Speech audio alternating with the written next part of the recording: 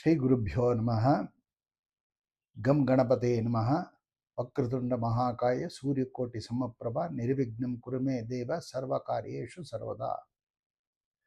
Reiki ಹೇಳಿಕೊಟ್ಟಂಥ ಅಧ್ಯಾಪಕರಿಗೆ ವಂದನೆಗಳು ಹಾಗೂ ಎಲ್ಲ ದೇವಾನುದೇವತೆಗಳಿಗೆ ನಮಸ್ಕಾರಗಳು ಹಾಗೂ ಎಲ್ಲ ವಿಡಿಯೋ ವೀಕ್ಷಿಸುತ್ತಿರುವ ಆಧ್ಯಾತ್ಮಿಕ ಬಂಧುಗಳಿಗೆಲ್ಲರಿಗೂ ಸಹಿತ ವಂದನೆಗಳನ್ನು ಸಲ್ಲಿಸುತ್ತಾ ರೇಖಿಯ ಬಗ್ಗೆ ಕೆಲವು ಸಂಕ್ಷಿಪ್ತ ವಿವರಣೆಯನ್ನು ನನಗೆ ತಿಳಿದಷ್ಟನ್ನು ನಾನು ಕೊಡ್ತಾ ಇದ್ದೀನಿ.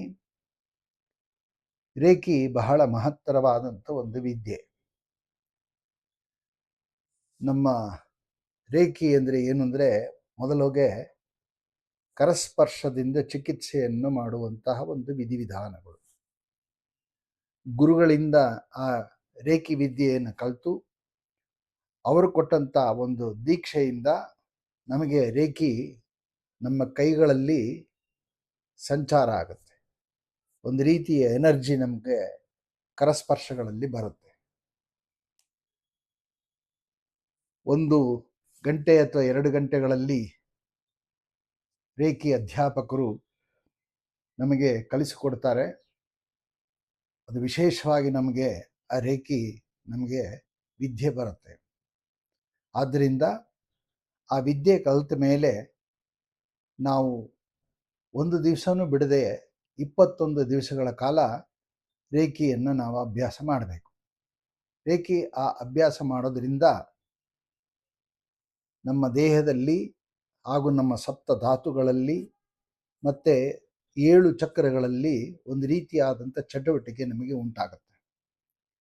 ಈಗ ಸೂರ್ಯ ಉದಯ ಆದ ಕೂಡಲೇ ಮನುಷ್ಯನಿಗೆ ಹೇಗೆ ಎಚ್ಚರಿಕೆ ಆಗುತ್ತೆ ಹಾಗೂ ಚಟುವಟಿಕೆಗಳು ಮೂಡಿ ಬರುತ್ತೆ, ಆಯಾ ಕೆಲಸಗಳಿಗೆ ನಾವು ತೊಡಗುತ್ತೀವಿ. ಅದರಂತೆ ನಾವು ಪ್ರತಿನಿತ್ಯ ರೇಖಿ ಅಭ್ಯಾಸ ಮಾಡಿದಾಗ ನಮಗೆ ದೇಹದಲ್ಲಿ ಒಂದೊಂದು ರೀತಿಯ ಅನುಭವಗಳು ನಮಗೆ ಆಗುತ್ತೆ. ಅದು ಪ್ರತ್ಯಕ್ಷ ಸಾಕ್ಷಿ. ಆದ್ದರಿಂದ ರೇಖಿ ತುಂಬ ಅವಶ್ಯಕವಾದಂಥ ಒಂದು ನಮ್ಮ ಜೀವನಕ್ಕೆ ಬೇಕಾಗಿರುವಂಥ ಒಂದು ಸಾಧನೆ ಅಂತಲೇ ಹೇಳ್ಬೋದು. ಏನು ಆ ರೇಖೆಯಿಂದ ಮುಖ್ಯವಾಗಿ ನಮಗೆ ಸಾಧನೆಯಿಂದ ಆಗುವ ಉಪಯೋಗ ಅಂದರೆ, ನಮಗೆ ಆರೋಗ್ಯ ಬಹಳ ಚೆನ್ನಾಗಿ ಸುಧಾರಿಸುತ್ತೆ. ಯಾವುದೇ ರೀತಿಯಾದಂಥ ಆರೋಗ್ಯ ಸುಧಾರಿಸುತ್ತೆ. ಹಾಗೆ ಅಂತ ಮಾತ್ರೆನೇ ತಗೊಳ್ಳದೇ ಇರೋದಕ್ಕೆ ಸಾಧ್ಯ ಇಲ್ಲ, ಮಾತ್ರೆ ತಗೊಳ್ಳೇಬೇಕಾದ. ಆದರೆ ಆ ಆರೋಗ್ಯ ನಮ್ಗೆ ಯಾವ ರೀತಿ ಸುಧಾರಿಸುತ್ತೆ ಅಂದರೆ, ಒಬ್ಬ ಒಳ್ಳೆಯ ವೈದ್ಯಕೀಯರು ನಮಗೆ ಸಿಗ್ತಾರೆ, ಡಾಕ್ಟ್ರು. ರೇಖಿ ನಾವು ಪ್ರತಿನಿತ್ಯ ಮಾಡಿಕೊಳ್ಳುವಂಥ ಅಭ್ಯಾಸದಿಂದ ನಮಗೆ ಒಳ್ಳೆಯ ವೈದ್ಯರು ಸಿಗ್ತಾರೆ. ಅವರು ನಮಗೆ ಸರಿಯಾಗಿ ಸಲಹೆಯನ್ನು ಕೊಡ್ತಾರೆ. ಆ ಮಾತ್ರೆ ನಮಗೆ ದೇಹದಲ್ಲಿ ಕೆಲಸ ಮಾಡೋಕ್ಕೆ ಶುರು ಮಾಡುತ್ತೆ.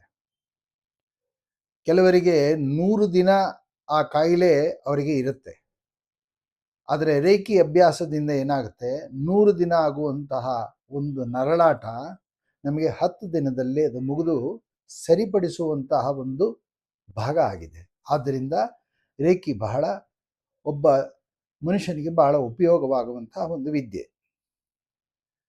ಮತ್ತು ಮನುಷ್ಯನಿಗೆ ಒಂದೊಂದು ಸಲ ತುಂಬ ಚಂಚಲ ಸ್ವಭಾವ ಆಗುತ್ತೆ.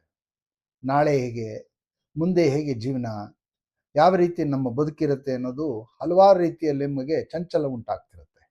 ಆ ಚಂಚಲತೆಯನ್ನು ರೇಖಿ ಅಭ್ಯಾಸದಿಂದ ಒಂದೊಂದೇ ದಿನಕ್ಕೆ ಅದು ಕಡಿಮೆ ಆಗ್ತಾ ಬರ್ತಿರುತ್ತೆ. ಪ್ರತಿನಿತ್ಯ ಅಭ್ಯಾಸ ಮಾಡಿದಾಗ ನಮಗೆ ಆ ಒಂದು ಚಂಚಲದ ಸ್ವಭಾವ, ದ್ವಂದ್ವಾರ್ಥದ ಸ್ವಭಾವಗಳು ನಮಗೆ ಕಡಿಮೆ ಆಗ್ತಾ ಬಂದು ಏಕಾಗ್ರತೆಯನ್ನು ತಂದುಕೊಡುತ್ತೆ.